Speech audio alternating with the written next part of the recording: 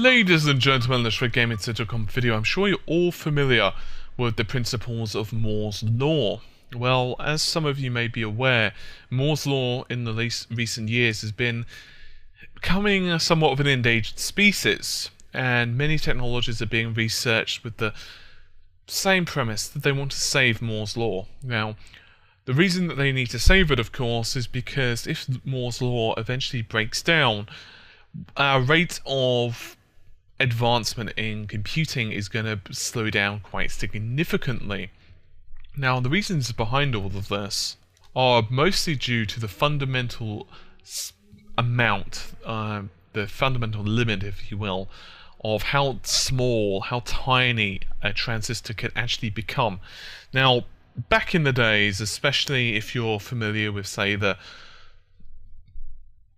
early Pentiums,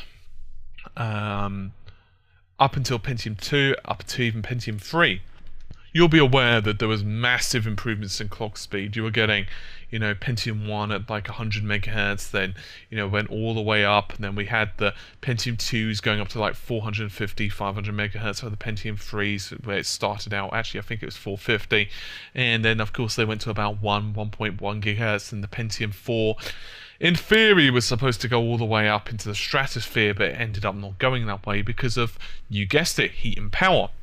And so, Moore basically predicted that computational power would continue to increase and increase in an exponential rate.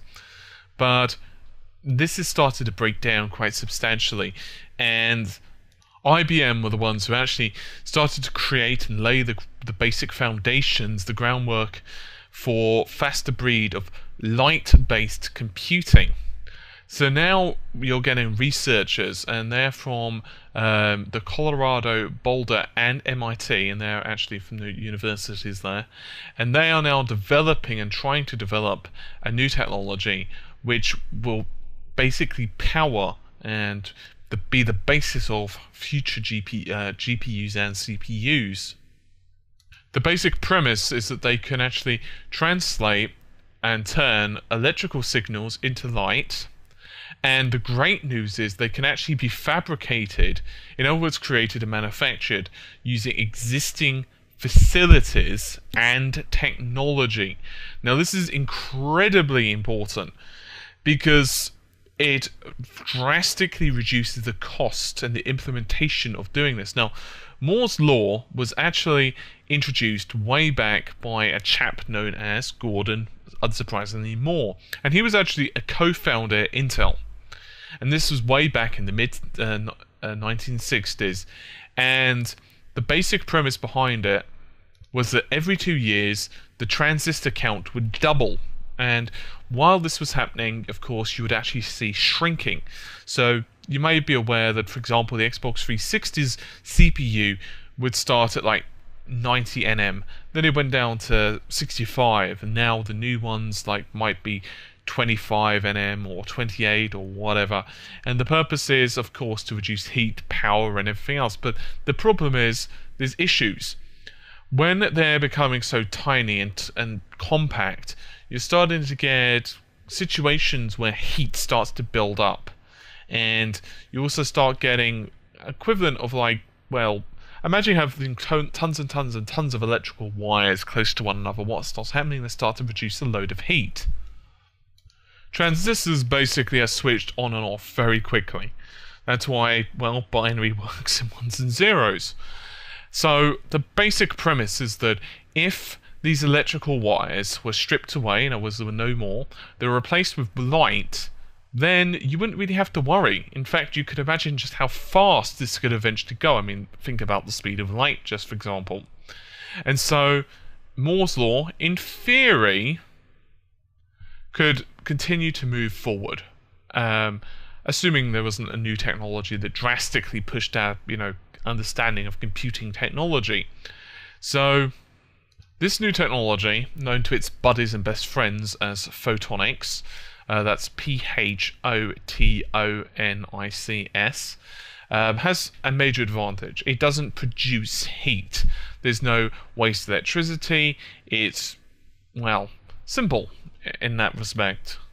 Now, this has been around for a while, but previously, the idea behind it all was it would pretty much result in us, and by us I mean, companies like Intel, AMD, IBM, basically the people who are trying to create and manufacture and produce the silicon, to put in an ungodly amount of investment. In other words, they would have to pretty much forego whatever the hell they've got, which is not good, because obviously that means they're going to have to either build new structures or amend the current buildings they've got or whatever. And of course you've got issues such as the implementation, the design, the costs. Most companies just simply couldn't afford to do it. It would have been prohibitively expensive. But the new team that's been working on this is actually fully compatible with the SOI CMOS, and that basically means that was actually utilized to, funnily enough, on the cell processors. You may remember those, of course. They powered the PlayStation 3. This is also utilized in IBM's Power 7 as well. And that also means that pretty much all current facilities could be updated pretty easily to build these new photonic chips. So this is great because in theory we can have much higher bandwidth, great energy efficiency, much less heat, and that means the computing power is going to go up through the roof. So that's all great news in my personal opinion. Of course, this is still very early days yet and they're still trying to work out the kinks. But if it all does work, then Moore's Law should continue forward and we won't really have so much of a big deal as what we do now. Because obviously silicon, even Intel have said, well, traditional silicon is going to basically reach the end of its shelf life by the end of this decade. It's starting to get very long in the tooth. We've pushed it as far as what we possibly can. And that's why we're starting to switch towards more of a SIMD or multiprocessor type of design, simply because it's not just a case anymore of just going and ramping up the clock speeds like there's no tomorrow. It just doesn't really work in practical terms. Anyway, hopefully you've enjoyed the video. It's been a bit of a short one for me, but nevertheless, hopefully you've enjoyed it. I'll see you soon. Take care. Bye for now.